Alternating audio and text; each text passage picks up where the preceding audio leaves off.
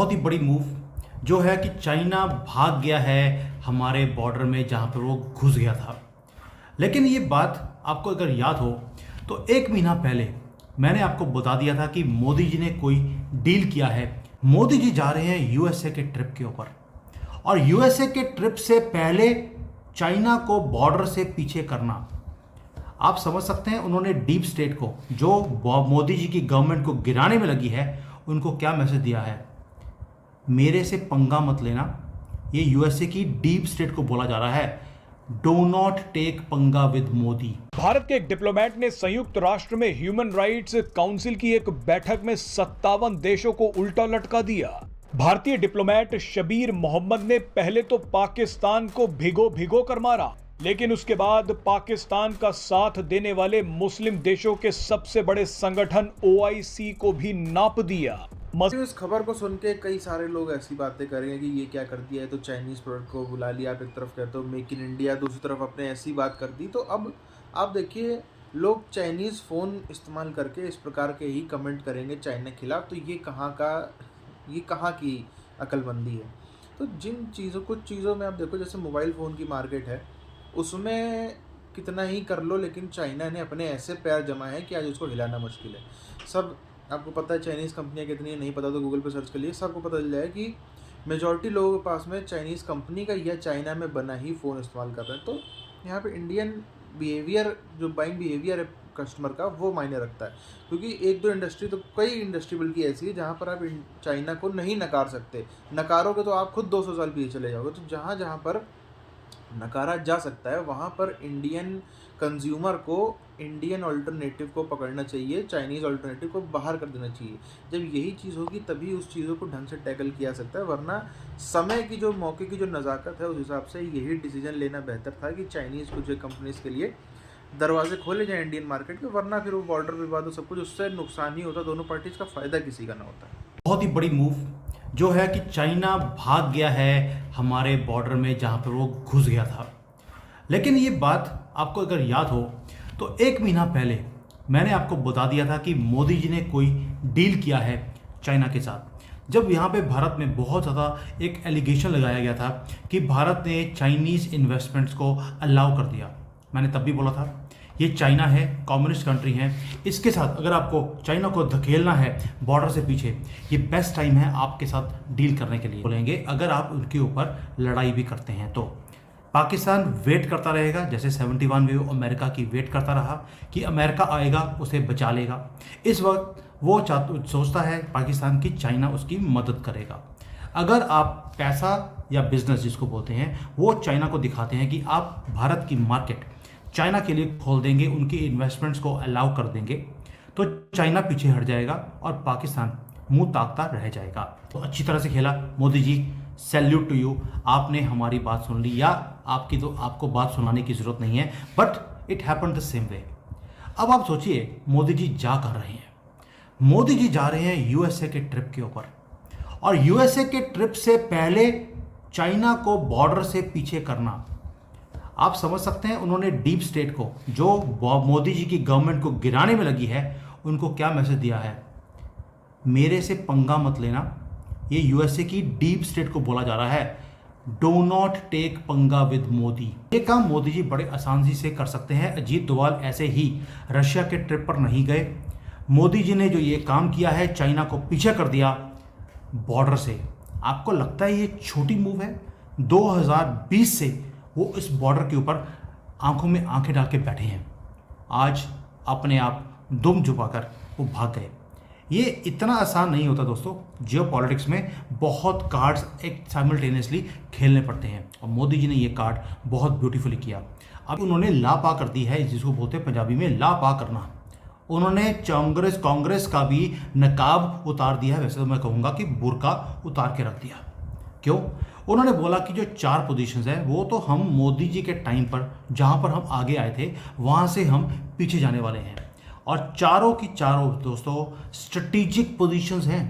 Galwan valley बहुत बड़ा एक पॉइंट, यहाँ से हमारे क्लैशेस हुए थे, हमारे लोग मारे गए, उनके भी जो थे 5 गुना ज़्यादा हम मार कर आए। और डैम चौक, लेकिन चाइना बोलता है यहाँ पर उन्होंने कांग्रेस का मुंह काला कर दिया। क्या बोला? ये तो कांग्रेस के टाइम से बैठे हैं, कांग्रेस तो बोली नहीं, आप क्यों बोल रहे हैं? उन्होंने तो कभी चैलेंज किया नहीं, वो तो बुर्के में छुपकर वहाँ पर हलाला करवाते रहे अपना। कहाँ पर? बैंकॉक में जाकर। और आप बोल रहे हैं कि इसमें से पीछे हटिए। यानी कि चाइना ने एक बात तो कबूल कर ली, एक कि वो भारत में घुसे थे कांग्रेस के टाइम पर, और दूसरा कांग्रेस ने कभी कुछ किया ही नहीं। ओआईसी को 3 साल बाद ही याद आया है कि ये इशू को हम इसमें इंडिया को बुलाएं। दूसरी बात ये है कि जो आप ये एक लॉजिकल बात है कि 3 साल बाद याद आया। इंडिया जो है वो तो पूरी खित्ते में बदमाशी कर रहा है और उसकी बैग पे आपको पता है कि अमेरिका है। ठीक है, मेरा नहीं ख्याल कि ओआईसी में इंडिया पे कोई प्रेशर पड़े या वो माशी को आप ये भी कह सकते हैं कि इंडिया जो है पूरे खित्ते में इस टाइम पावर में। ओआईसी अब कोई ऐसा किरदार अदा। आपको पता है जो ताज़ा सूरत हाल है, मीडिया पे भी सबको अपना मेरा ख्याल आगाही है इस बात की। और दूसरी है कि मैं नहीं समझता कि ये ओआईसी कोई मुस्बत रोल अदा कर सके। इसके लिए जो यूनाइटेड नेशन जो है ना वो बेहतरीन प्लेटफॉर्म है, उसकी तरफ ये रुजू करना चाहिए। और जो यूनाइटेड नेशन कहती है उस फैसले को मानना चाहिए दोनों ममालिक को, इंडिया या पाकिस्तान हो। जी बिल्कुल, उस फैसले को बिल्कुल मानना चाहिए और ओआईसी को चाहिए यूनाइटेड नेशन को प्रेशराइज करे। ठीक है, ताकि वो अब इंडिया को प्रेशर बगैर गुजारा भी नहीं। इंडिया कश्मीर जोन में ट्रेड कर रहा है। बिल्कुल ऐसे ही है, बड़े प्रोजेक्ट्स जो आ रहे हैं जो कश्मीर जोन में आ रहे हैं। तो ये है कि जहाँ पे किसी मुल्क का बेनिफिट होगा ट्रेड के वाले से कह लें, वो कैसे उसको प्रेशराइज करेगा? ये चीज़ है कि इसको ओआईसी को भी ना इस चीज़ को समझना चाहिए कि इसका जो प्रॉपर वे है वो यूनाइटेड नेशन है, वो प्लेटफॉर्म यूज़ करे, ना कि इंडिया को बुला के। तो वो एक फॉर्मेलिटी है। ये जो वाइट साहब वो कह रहे हैं तो सोचो तो सही आज क्या हो रहा है वहाँ। और ये कहा जब उन्होंने कि 1.6 ट्रिलियन डॉलर्स चोरी होके गरीब मुल्कों से, गरीब मुल्कों ओआईसी ज्यादातर 6-8 मुल्क छोड़ने गरीब मुल्क है ना, उधर से जाते हैं डेवलप्ड कंट्रीज को, कोई नहीं पकड़ा जाता, मनी लॉन्ड्रिंग, करप्शन। तो एक लिहाज से वो कह रहे हैं कि जब तक ये सब खामियां आपसे निकलती नहीं है, आप you can't aspire to be anything like. ही चीज से कर दिए। डीप स्टेट मुंह के ऊपर काला फेर कर बैठा हुआ है अमेरिका में कि ये मोदी जी तुसी की करता। ये इसलिए क्योंकि मोदी जी की एक मीटिंग होनी है प्रेसिडेंट शी जिनपिंग के साथ। वो कहाँ पर? वो भी रशिया में, अक्टूबर 22 से लेकर 24 तक। और ये सोच कर देखिए आप, जो चाइना इंडिया का जो रिलेशन है उसका एक न्यू चैप्टर ये खोल दिया शी जिनपिंग ने भी और मोदी जी ने। और जो ब्रिक्स की मूवमेंट जो ये समिट होना है, इसके अंदर एक हानि आने वाली है इस वीडियो के बाद या इस फोटो के बाद। और मैं कोशिश मेरी वो है, एक उम्मीद है कि अमेरिका के इलेक्शन से पहले शी जिनपिंग, पुतिन और मोदी तीनों ये फ़ोटो इकट्ठी अमेरिका को भेजे ज़रूर। अब आते हैं दोबारा से जियोपॉलिटिकल गेम के ऊपर। ये जो बॉर्डर का डिस्प्यूट है ये बहुत बड़ा एक गेम चेंजर है। चाइना ने एकदम से पीछे हट गया।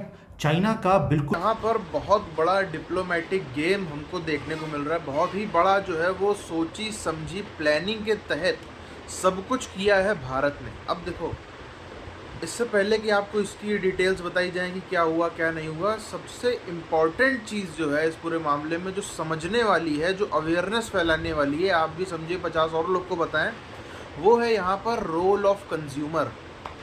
अब जो यहाँ पर इंडिया है, उस इंडिया ने, क्योंकि होता है कई कई चीज़ों में, और आपको जो है वो साझेदारी, मतलब कई चीज़ों में थोड़ा सा एक कदम पीछे हटाना भी आप उसको कह सकते हैं, आप उसको सोची समझी बात भी कह सकते हैं, या आप कह सकते हैं कि जिससे ज़्यादा नुकसान होता है उसकी जगह ये चीज़ करी है। अब चीन यहाँ पर क्या करेगा? चीन के लिए यहाँ पर कुछ एक दरवाजे खोले गए हैं और कुल मिलाकर के आपके सामने, यानी कंज्यूमर के सामने, जो इंडियन कंज्यूमर है उसके सामने चाइनीज़ प्रोडक्ट ज़्यादा आएगा।